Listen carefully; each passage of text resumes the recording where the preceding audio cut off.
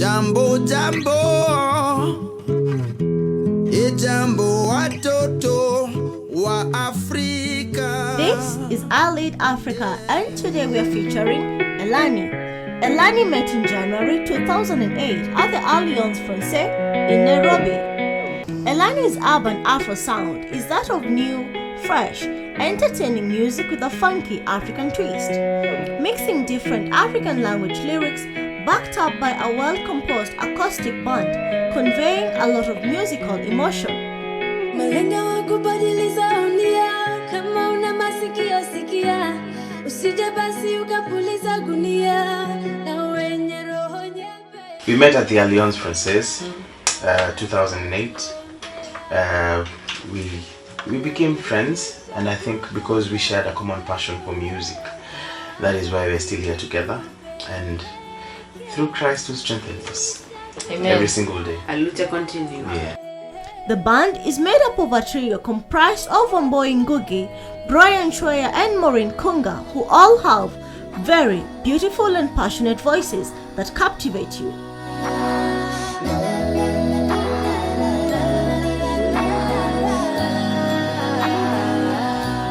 The trio released their debut single Jana Usiku on November 2013 that became a great success, creating a pavement on their subsequent singles. Number one on your radio. Elani baby. Ooh, yeah. In 2014, the trio released numerous singles in the making of the debut album Barua ya Dunia. Hujambo salam dunia, ni siku nyingi hatujaongea hizi enzi. 6th December 2013, we released our first album, Barua ya Dunia, a 10-track album, which is available on iTunes. And yeah, it is what made Elani after we released Kuku, Milele, Zuzu, Hapo Zamani, Barua ya Dunia. Yeah, and my darling. Yeah. Yeah.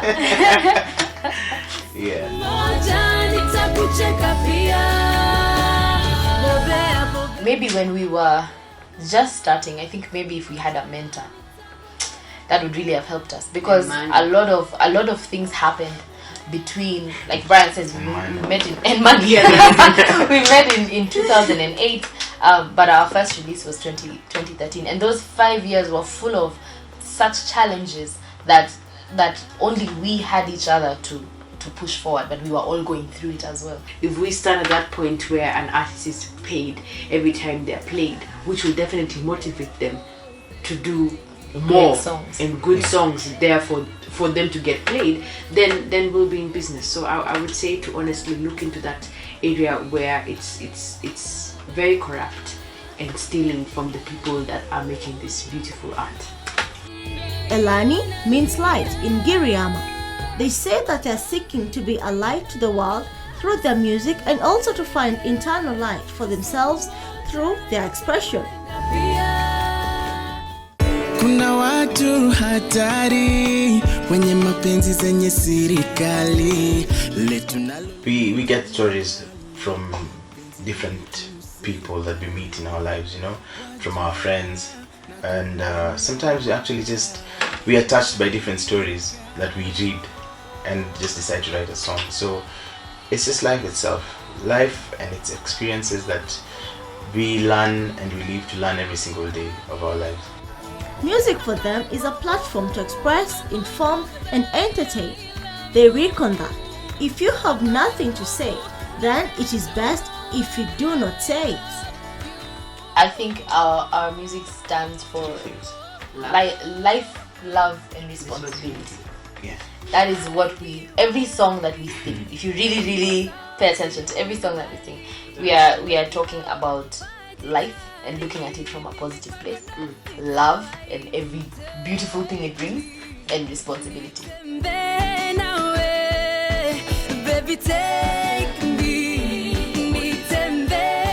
We try as much as possible to be true to ourselves, because at the end of the day, this is the legacy that we will leave behind. So that's that's what's very key to us. It's not really who was inspired or when it was inspired. It's we have to stay true, because 10 years from now, Maureen's kids will be asking her, Mom, that's your face. You're singing that, and she has to be still proud of what she sang 10 years from prior. Exactly. Yeah.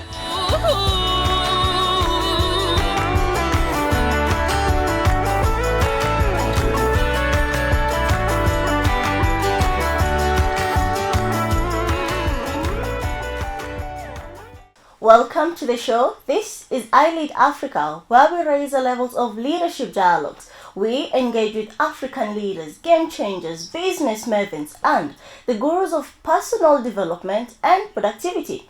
With me today is Elani. You know them. They've done songs like Milele, Barwaya, Dunia, and others. Welcome to the show. Thank you. Welcome, Elani. Welcome. Hello. Welcome. Yes. Hi. Hi, how are you? Yeah. Well, to kick us off, let's discuss corruption. Yes. You guys talked to us about. You talked about corruption in the Kenyan music industry. Maybe you can talk to us about the issues. Starting with you. My name is Brian, one of the trio, Elani, and basically we didn't touch on corruption. Rather, we actually talked about accountability and transparency. You know, music is our craft. This is what we live off, and at the end of the day, if you're putting your 300% into anything that you're doing, something has to give back, you see. And for us as artists, we have platforms where we get monies from our content. So this is the copyrights. So the Music Copyright Society of Kenya is mandated to collect and distribute royalties. So royalties is what we earn as artists. So basically we're just telling our own story about where we think there's a problem, and we just need transparency and accountability. Okay. You have been in that. What was your experience and what have you learned exactly? Womboy. Wow. I think that was the best thing to ever happen to us. That was the best thing to ever happen to us, actually, because and Brian keeps saying this all the time, it transitioned us from, it forcefully transitioned us from just being artists to being businessmen and women. And it's only up until the time that we were faced by that debt that we had to, now, okay, Sawa, this is, I understand it's my passion. It's nice. I love doing it. I would come here every day to the studio for free, just to do the things that we do and how much we enjoy ourselves and how much the fans bless us when we have a chance to perform for them. But at the end of the day, I'm a young woman who is looking into one day getting married, having a family, and having to, in one way or the other, contribute to how my children will eat, what they will eat, what schools they will go to, and basically, even as a woman, be a role model for my girls and show them that, you know what, you also can contribute to your own society or community by acquiring some skills, and at the end of the day doing something with those skills to have some monetary form of, you know, return for you to be able to again bless the next generation. And with that said, at that point we realized, okay, it's nice that it's a passion, but now it needs to make sense, and the debt is what gave us that realization, because we had to get out of debt.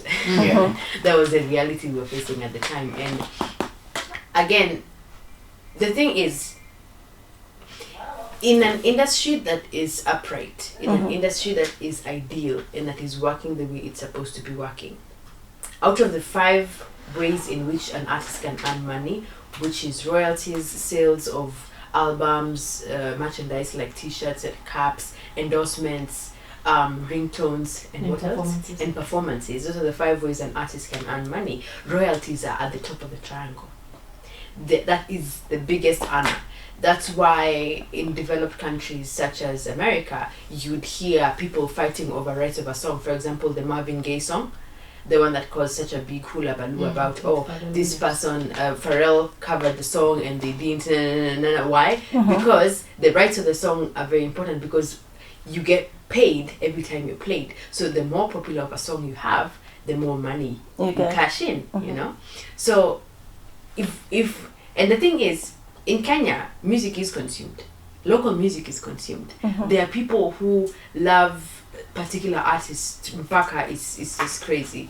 Or posters in their room, they ring back tones on their phones, you know, and that's how Kenyans show love. So if that person is appreciating you to that level and is listening to you and is requesting for your song to be played on the radio as many times as you're playing, then you should be paid. But our industry, unfortunately, doesn't work in that way. But we thank God that we have other ways in which we earn money. And for us, the one way that really did help us to eliminate that debt was performances. Because of the brand that we have and how hard we have worked on it, we are still we are very popular, and people do demand for our performances. There is that demand for us guys to perform. So because of that and only that, we'll be able to then perform and get enough money to be able to pay off the debt. Okay. Do you guys think that African and Kenyan music artists are receiving enough support from the relevant stakeholders?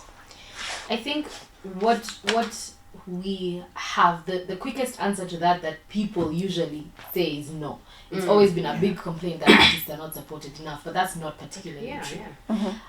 People support what is good in any industry, not only in music. If you are the best taxi guy, it is likely that you have more passengers than the lousy taxi guy who drinks before he takes you where he's going. And that's the same thing with art, with anything. If you give the people what they want and you give them that in a proper quality, then you'll definitely be supported. If anything, I think 2014, which is the year that we came out, was complete proof of that. It was from the first song that we ever released, because of the fact that we performed these songs for so long that we knew what people liked, based on the fact that, I mean, this is the song that they clap for the most when we perform, which means likely it's the one that they're going to like the most. And that's exactly what happened. Kuku, for example, when we first performed, was an instant hit there and then, the first time they've ever had it. So what happened, that became, when it was released online, it was the instant hit, you know. And music is like any other business. The better you are, the better you'll be received. Okay. Much as piracy, is it good? It depends on what stage. That's true. It depends on what stage you are. But you know, the thing about a developing country is that any way that you can be heard is a good thing. And the purpose of my music, the purpose for which we sing, is so that people can hear and want and then bring back. And as much as piracy takes away the selling amount of money, you know, it also somewhat gives back. And I'm not and it does, because the more people know me, like my boy says, the more people know me, the more companies listen and go, this is the person who's popular. The more popular you are, you'll be hired for a gig. So yes, you're taking away my sales, but in reality you're bringing me thousands of people. So it is, I mean, it's illegal, so it's not a good thing. but in essence, there are, like what boy says, depending on the stage at which you reach. For example, to be a budding artist coming out, and your CD is being hawked on the street. Sell That is a plus for anyone. No, it's a good thing. Exactly. So I think there's ups and downs to that, but honestly, it's not as negative. At least for Elani, we wouldn't say that it's particularly as something that is a horrible evil that has no upside. Okay. As a music artist, what should one do to maintain relevance over the years? Man, hard work. Only. Hard work, period. God. I say prayer, passion, and perseverance. You just need the 3 P's. Believe in yourself, keep working, because for us as artists, our content is everything. Because I can be the most stubborn guy, but I have the best song in the world. You know? So content is everything. Keep writing, do it, be the best at it. Research about all the greats, be better. Okay, hold it up there, guys. We go on short break. We'll be right back. Keep the fire burning. Tell them the truth. There's nothing to lose. No, keep the fire burning.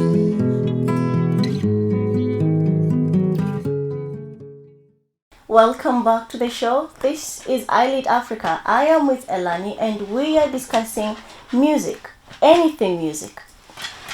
Karibu back, guys. Thank you. Let's talk about democratization of the music discovery. Once DJs, disc jockeys rather, will tell us the kind of music to like.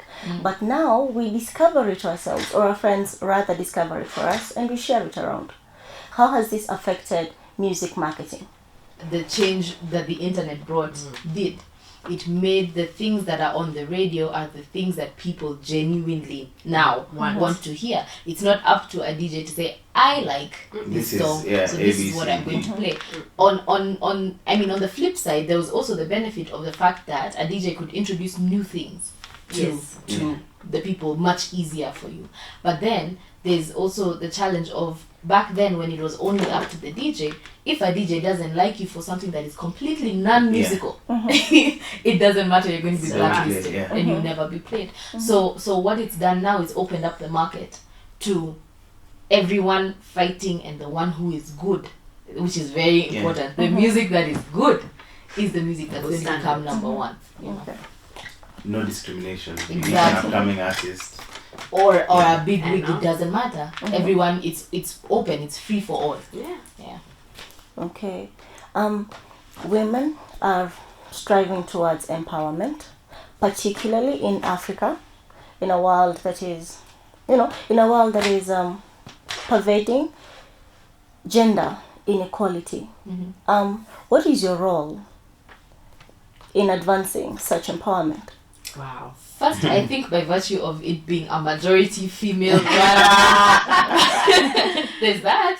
It's there. Exactly. We didn't plan for it. Yeah, we but didn't plan for that. it's what it is. And it's very interesting that you'd ask that, because for in some way, and we really thank God for that His grace has allowed us, without even planning it, to be role models of something run by majority women.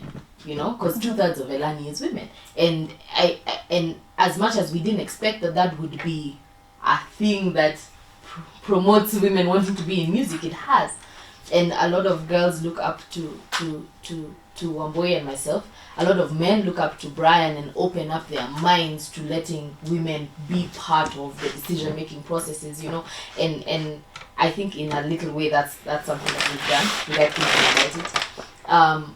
More purposefully, like things that we've done to try and empower women is more awareness and education, not only to girls alone, but we go to very many schools and we mentor a lot of kids in schools and who have left school and want to become musicians.